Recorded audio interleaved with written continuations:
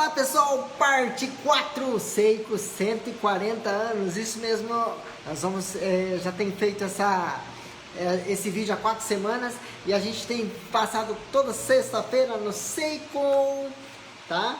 A história da Seiko de 140 anos, isso mesmo, olha só, nós começamos há 4 semanas atrás, contando um pouquinho do início da Seiko, na era Meiji ainda, há 140 anos atrás, quando começou com Kintaro Hattori, isso mesmo.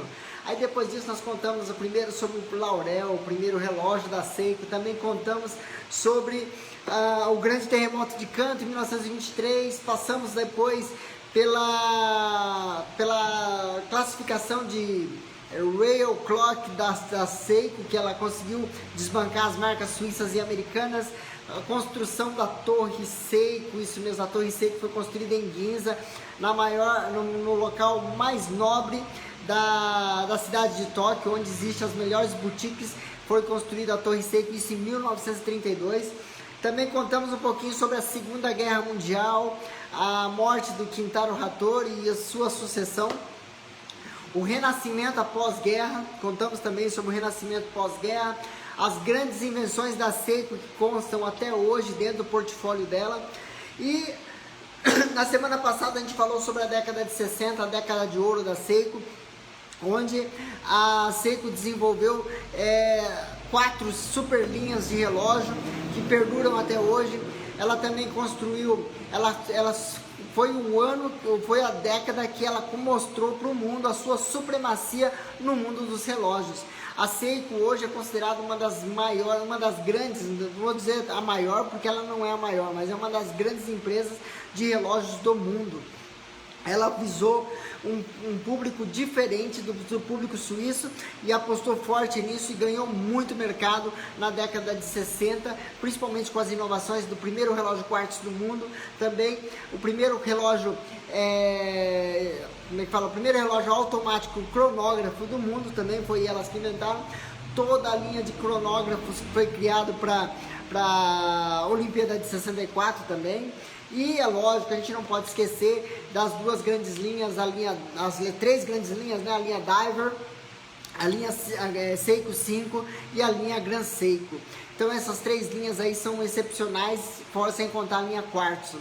Então aí forma as 4 grandes linhas, mas a vida da Seiko não terminou em 1969, ela começou em 1969 e ela mostrou para o mundo que é uma marca para criar história, uma marca para montar e para contar a história de todo quanto é jeito, certo?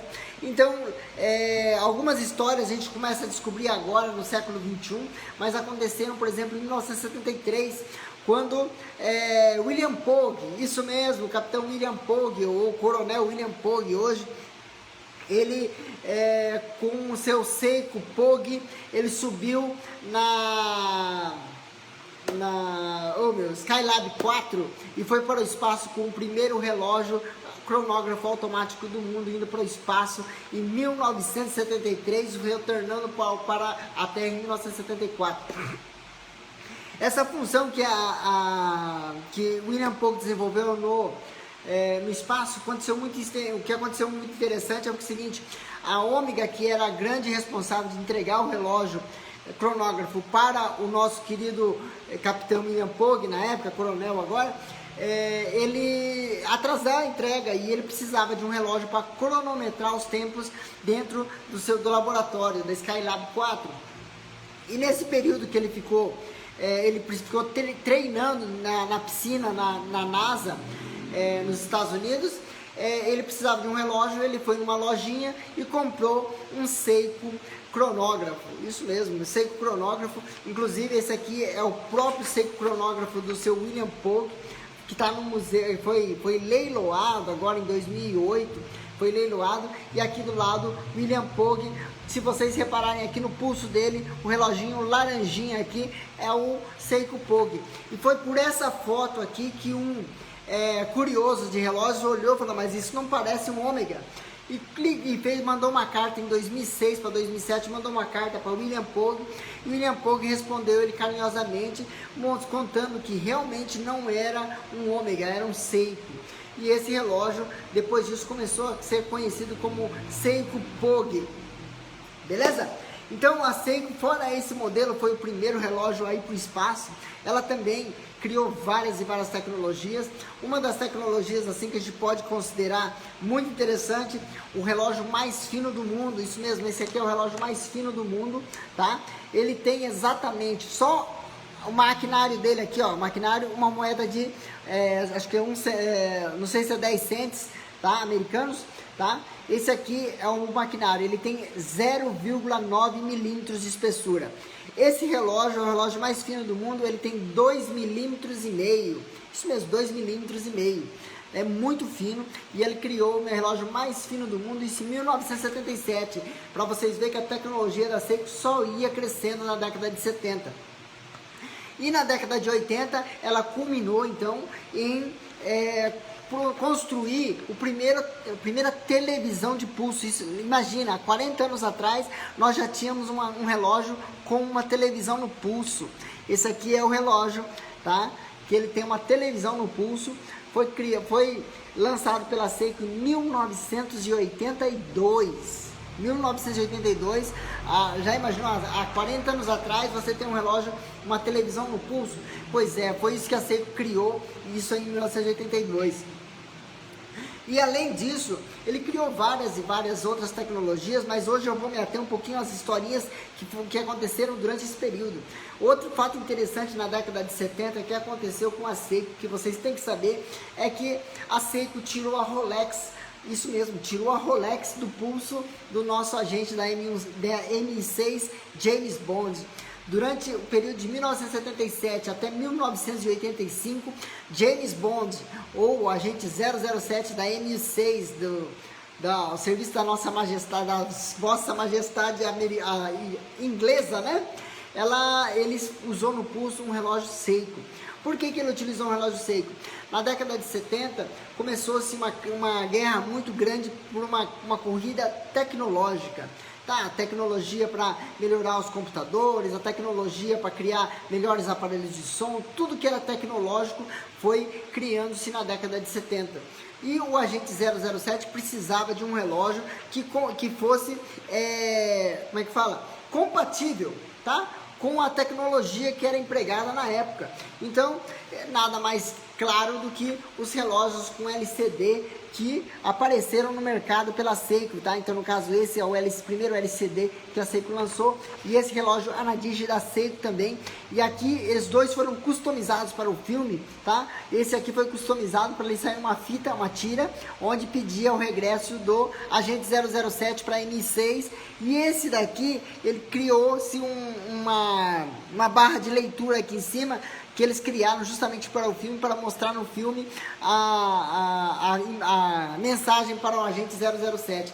Então, naquela época, a Rolex só construía relógios ainda automáticos, e eles precisavam de coisas mais tecnológicas. Para quem gosta do agente 007, sabe que com a chegada do agente 007, interpretado pelo nosso querido Roger Moore, os carros eram tecnológicos. Então era aquela questão de virar a placa, o carro virar um submarino e entrar debaixo do mar, como é que fala? Uma caneta virar uma arma, e eram coisas parecidas, tecnologia de toda ponta. Então, por conta disso, os relógios também não poderiam ficar para trás, e é por isso que eles adotaram a Seiko, então tirando a Rolex do pulso do agente 007, e na década de 70 até o meado da década de 80, eles usavam Seiko no pulso, para vocês terem uma noção como é que é a situação. E é lógico que também em 1983 a Seiko firma uma parceria que dura até hoje. Inclusive eu tenho relógios aqui da Giugiaro Design, tá? Criado pelo Giorgetto Giugiaro, isso mesmo. Olha, não sei se estou falando certo, mas acho que é italiano, deveria fazer assim, senão não vai entender, né? Giorgetto Giugiaro nada mais é do que um dos maiores designers de carro do mundo. Tá? E o Giugiaro, ele criou, por exemplo, a F250, a lendária Ferrari F250. Ele criou também carros de rua, como o primeiro design do Golf. O Golf alemão foi design do nosso querido Giugiaro. E outro modelo que andou muito tempo Outro modelo que andou muito tempo aqui no Brasil, tá? Que é design do da Giugiaro Design, é o Fiat Uno. O Fiat Uno também foi concebido por esse mesmo laboratório de designers. E é lógico, eles não poderiam, a Seiko criou uma parceria com eles e eles criaram um relógio espetacular em 1983, depois eles criaram em 97 e agora estão criando de novo. Olha só, esse aqui é o modelo que ele criou em 1983, tá? E por que é que ele ganhou tanta repercussão assim? Porque ele apareceu nesse filme. Para quem é mais antigo conhece o filme Alien, tá? Alien, o oitavo passageiro, tá aqui, olha só. A Sigourney Weaver usava esse relógio no pulso durante as filmagens do filme Alien. E é por conta disso que ele chamou a atenção e muita gente gostou desse relógio. Então ele vendeu demais e aí a parceria voltou a funcionar de novo em 97 e agora em 2020 também. Uma terceira leva de relógios produzidos pelo escritório de designer de Giugiaro Designers. Isso aí, beleza? Então, para você ver que na década de 70 e 80, a Seiko criou muita expectativa no campo tecnológico, principalmente na área de quartzo, na área de LCD, na área de LED. Então ela foi criando muita coisa diferente nesse sentido. E é lógico que também a linha quartzo cresceu bastante. Crescendo a linha quartzo, eles começaram a lançar então o primeiro relógio quartzo submarino do mundo, tá? Esse aqui, ó, o Diver Quartz, que é esse aqui, ele foi lançado, o Tuner, tá? Quartz foi lançado também na década de 70, copiando, é lógico, o design do Tuna, que fez tanto sucesso em 1975, eles copiaram o design aqui, tá? E a caixa é assim, olha, é isso aqui que é a caixa do Tuna, tá, pessoal? São duas caixas, uma dentro da outra, e por isso mesmo que eles chamam de Seiko Tuna, porque ele encaixa dentro de uma latinha realmente. Então, por conta disso, ele foi considerado Seiko Tuna. E as inovações da Seiko não paravam somente na questão dos quartzo, tá? Na questão do LCD, elas também, vocês já conhecem, talvez eu já contei várias vezes essa história. Em 1968, a Seiko recebe uma carta pedindo para que melhorasse a linha Diver deles. E durante algum tempo, a Seiko, através do... Agora fugiu o nome dele agora, pessoal, desculpa. Do engenheiro da Seiko, ele criou o Seiko Tuna 600. Então o Seiko Tuna 600 ele foi criado para atender a demanda e dos profissionais de mergulho realmente. Então ele chegava para quem trabalhava com mergulho de pressurização. Então ele foi corrigindo vários erros e até hoje a Seiko continua, não para de desenvolver relógios de mergulho, um melhor que o outro. E em 2014, 2015, eles conseguiram embarcar num projeto de um submarino que desceu a 1000 metros de profundidade, colocaram um Seiko Tuna no braço do robô desse submarino e ele desceu 1000 metros para experimentar justamente a pressão sobre 1000 metros e está aprovadíssimo. O Mariner de 1000 metros, ele suporta realmente 1000 metros de profundidade. Ele inclusive tem até um vídeo no site da Seiko mostrando um relógio no pulso do braço do robô. É isso mesmo, ele estava no pulso do braço do robô quando desceu a 1000 metros. A minha bateria vai acabar, então eu vou acelerar um pouquinho porque eu tenho pouco tempo aqui para falar com vocês. Beleza? Vamos lá? Eu tenho pouco tempo para falar com vocês. Semana que vem a gente vai falar um pouquinho sobre as novas tecnologias que chegaram depois da década de 90, tá? E é lógico que as tecnologias, uma das coisas que mais preocupavam a Seiko na década de 80 era o consumo de bateria, tá? E para resolver esse consumo de bateria, eles criaram duas tecnologias diferentes, que é a tecnologia solar, que é uma similar ao EcoDrive, que a Citizen já tinha desenvolvido. Eles criaram em 88, então, a linha solar, e a linha Kinetic, que é a linha que você pega e, através do movimento do próprio pulso, você gera energia para o relógio.